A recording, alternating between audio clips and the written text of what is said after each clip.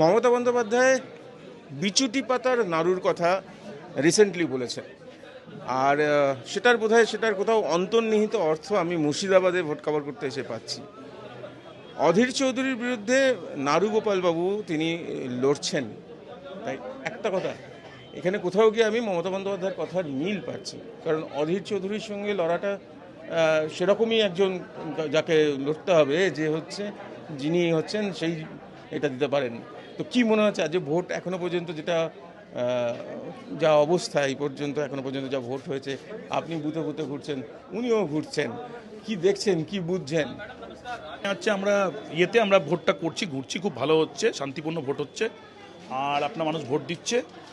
আর এখানে আপনার অধীর চৌধুরীর বিরুদ্ধে লড়াই ঠিক নয়। অধীর চৌধুরীর বিরুদ্ধে কী লড়াই করে? অধীর চৌধুরী দেশের মুখ্যমন্ত্রীও না, প্রধানমন্ত্রীও না, উনি একজন এমপি ছিলেন। মমতা বন্দ্যোপাধ্যায় 28টা এমপি ছিলেন অনেকদিন থেকে। সেই জায়গা থেকে অধীরবাবুকে নিয়ে মিডিয়া যে হাইপটা দিচ্ছে, বাকভাল্লুক নন। এখানে একটা সময় ওনার খুনের রাজনীতি করে ভয়ের রাজনীতি তৈরি করেছিলেন, সেই ভয়টার ওনার রাজনীতি আমরা মমতা ব্যানার্জির নেতৃত্বে ভেঙে দিয়েছি।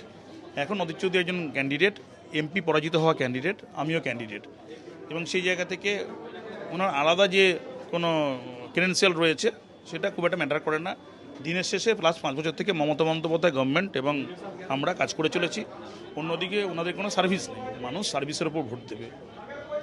বিচুটি পাতার নাড়ুটা তাহলে মানে দিদির বলা সেটা কতটা কাজে আসবে বলে মনে হচ্ছে? বিচুটি পাতা তো আমরা এখানে বিচুটি পাতাতে গাছ তো তৃণমূল তৈরি করে ফেলেছে।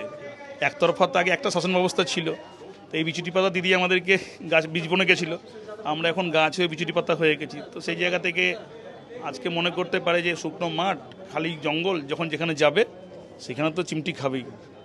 আপনি রবীন্দ্রনাথ ঠাকুরের গান খুব পছন্দ করেন জানি, তা এই মুহূর্তে রবীন্দ্রনাথ ঠাকুরের একটা গান মনে পড়ছে এই গরমে, সেটা হচ্ছে যে ছায়া ঘনাইছে বনে বনে, ছায়া ঘনাইছে বনে।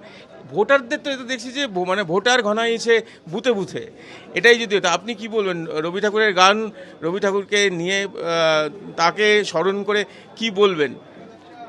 রবি ঠাকুর তো আমাদের তো আলাদা রকম একটা ফিলিংস।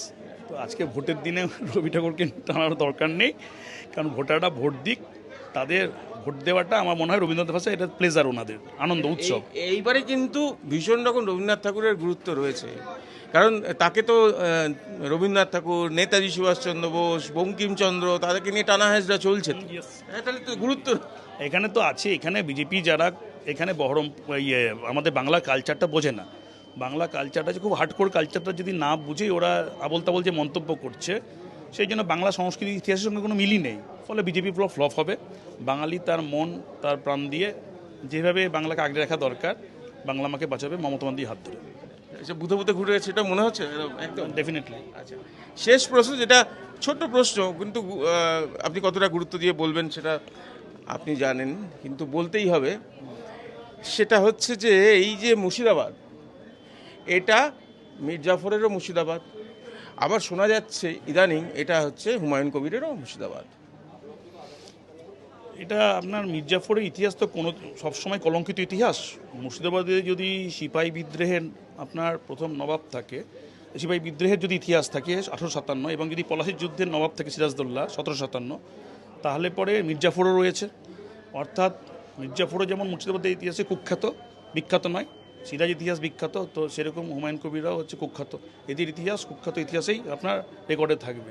অর্থাৎ দেশদ্রোহী এবং আপনার অন্তর্ঘাত করা, এবং তার সঙ্গে আপনার যারা এই মুর্শিদাবাদ থেকে বিক্রি করে দিতে চায় বিজেপির হাতে, বিশেষ করে সংখ্যালঘু জেলা, তো তাদের যেমন মির্জাফর, হুমায়ুন কবির, অধীর চৌধুরী। আর ঠিক পাশাপাশি হচ্ছে এখানকার মুর্শিদাবাদ, সিরাজের মুর্শিদাবাদ, আপনার রবীন্দ্রনাথের মুর্শিদাবাদ, কারণ 1894 রবীন্দ্রনাথ এসেছিলেন এখানে বঙ্গীয় সাহিত্য সম্মেলনে যোগ দিতে। আর তার পাশাপাশি একটা বড় হেরিটেজের মুর্শিদাবাদ, এই মুর্শিদাবাদ থেকে এটা বাংলা, বিহার, উড়িষ্যার এটা রাজধানী ছিল, অর্থাৎ একটা ঐতিহ্যের মুর্শিদাবাদ। সেখানে শাসন করেছে আপনার একটা সময় প্রণব মুখার্জি, তার সঙ্গে অর্থমন্ত্রী ছিলেন এখানে। এখানে শাসন করেছে দাদা ঠাকুর, এখানে শাসন করেছে আপনার সাত্তার সাহেবের মতন মন্ত্রী, এবং তার সঙ্গে মমতা বন্দ্যোপাধ্যায়ের আমলে তার সরকার এখানে খুব ভালো একটা মুর্শিদাবাদ, শাসকের মুর্শিদাবাদ, স্বাস্থ্যকর মুর্শিদাবাদ, প্রোগ্রেসিভ মুর্শিদাবাদ জন্ম দিয়েছে। শেষ প্রশ্ন, সেটা হচ্ছে বীরভূমে যদি হয় গুড় বাতাসা, তাহলে এখানে হচ্ছে শেষ একদম হচ্ছে যেটা বলছি যে বিচুটি পাতার নাড়ু। ইয়েস, এখানে কিছু করতে গেলে পরে বিচুটি পাতা আপনার এখানে সৈন্য, যে ঠিক এখানকার সৈন্যরা মারাঠার মতন।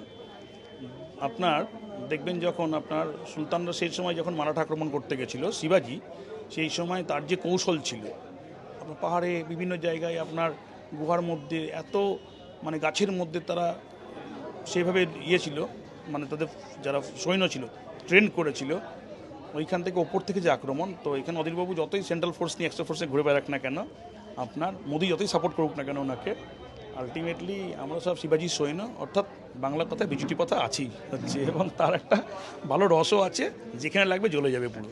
সুতরাং বুঝতেই পারছেন যে বীরভূমে যদি হয় গুড় বাতাসা, তাহলে এইখানে অধীর বাবুই হন বা হুমায়ুন কবির, সবাইকে উড়িয়ে দিয়ে নারুগোপাল বাবু বলছেন বুথে বুথে ঘুরে ঘুরে এরকম ঘেমে নিয়ে, এরকম মাথায় চাদর দিয়ে রোদ থেকে বেঁচে ছায়া ঘনাইছে বনে বনে, ভোটার ঘনাইছে বনে, এবং তার জন্যই ভোট দিচ্ছেন, মমতা বন্দ্যোপাধ্যায়ের জন্য ভোট দিচ্ছেন, এটা তিনি একেবারে দৃঢ় বিশ্বাসের সঙ্গে বলছেন। আর এটা জানিয়ে দিচ্ছেন গোপালবাবু যে এখানে বিরোধীদের জন্য তিনি আসলে বিচুটি পাতার নাড়ু। বাপন সাহেবের সঙ্গে প্রীতম দে, এই সময় লাইভ।